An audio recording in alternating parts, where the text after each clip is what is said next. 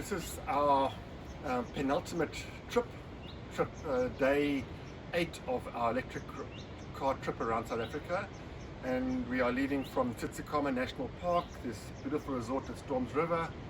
We've had an amazing hike yesterday, and we are heading towards our family cottage at the Breede River. We'll only require one small top-up charge, and the interesting thing about that is we have 3 different possibilities of charging with DC charging on grid cars. We can charge at Knysna Mall, we can charge at George, or we can charge at Riversdale. Just a quick thought about the chargers. When we have 3 different chargers, those chargers that are more accessible outside of the mall tend to be the ones we would choose. So we're probably going to need to have some supplies, and we'll probably stop at the George Mall. It is a very nice 60 kilowatt DC charger outside the mall. So the trip is going to be about 450 k's just with one charge. It's interesting that we're leaving on the day where the petrol price has reached record levels in South Africa, mostly due to tax. It is very easy to tax petrol. Not so easy to tax electricity when you can make it, you can do self-generation of electricity and you can shop for cheap electricity prices. But yeah, the government is hell-bent on trying to tax the sun as well. So we'll keep you informed of the trip as we go along, and take it from there. Just a short video to show how we're just exiting Knysna. We'll be minus if we get to our family cottage, but obviously we're going to charge in George, which is the next stop. And interesting to note how the weather has changed to light rain, very, very cloudy and overcast, compared to the rest of the trip, which has been blue skies and ice cold mornings.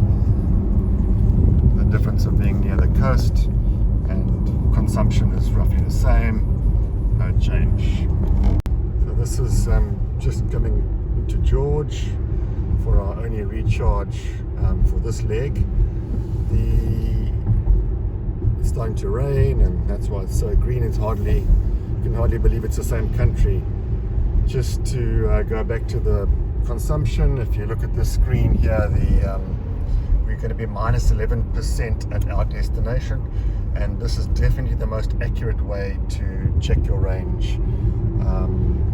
The onboard computer on my dashboard says I can do 225 kilometers, which would say that I could actually reach my destination today, but that again is overly optimistic. So my recommendation is to always stick to the navigation system on the car and the battery prediction on the car navigation.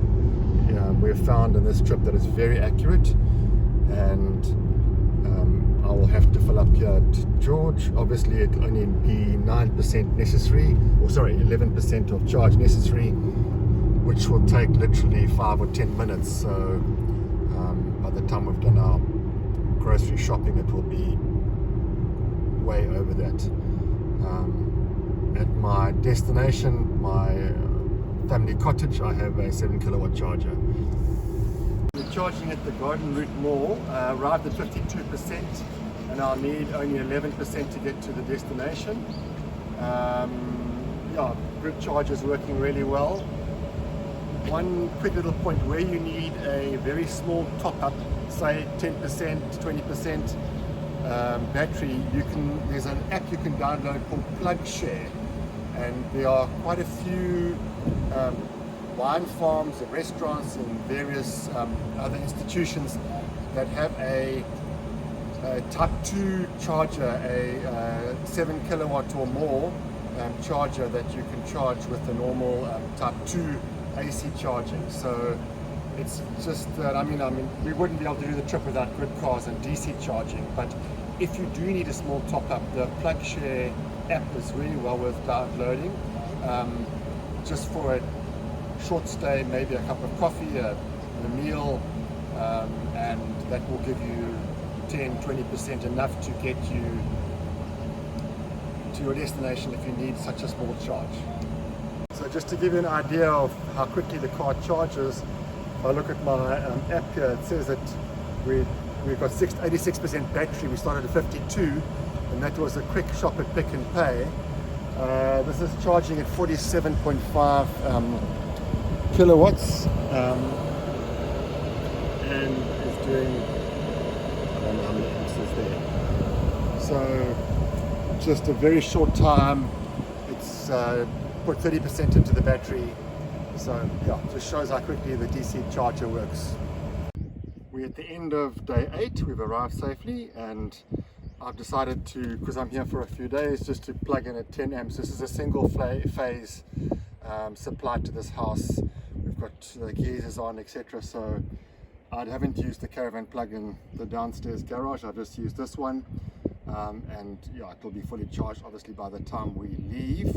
We're very used to this run, and I will give you the details of day 9 when we do it. Yeah, we've had a few software glitches with the car. Apparently it's quite common with the Jag I-Pace. Basically, if you know about computers, it's just basically a computer on wheels with a big battery. And as with any computer technician, if there's a fault of any sort, the best thing is to just reboot, unplug and reboot. So it's exactly what I did with the 2 software problems. The one is a blank screen, and the other software problem was the one, if you remember, from 2 days ago, where there was traction battery control warning. So I rebooted in 2 ways. The one way was to precondition the car. I think that is a reboot for this car. And the other way is to put the ignition on without putting the brake on, and then apply the brake and the accelerator simultaneously for at least 10 seconds. That completely reboots the system, and that has removed those glitches. Yeah, we'll do the final video. That will be day 9 in a couple of days time.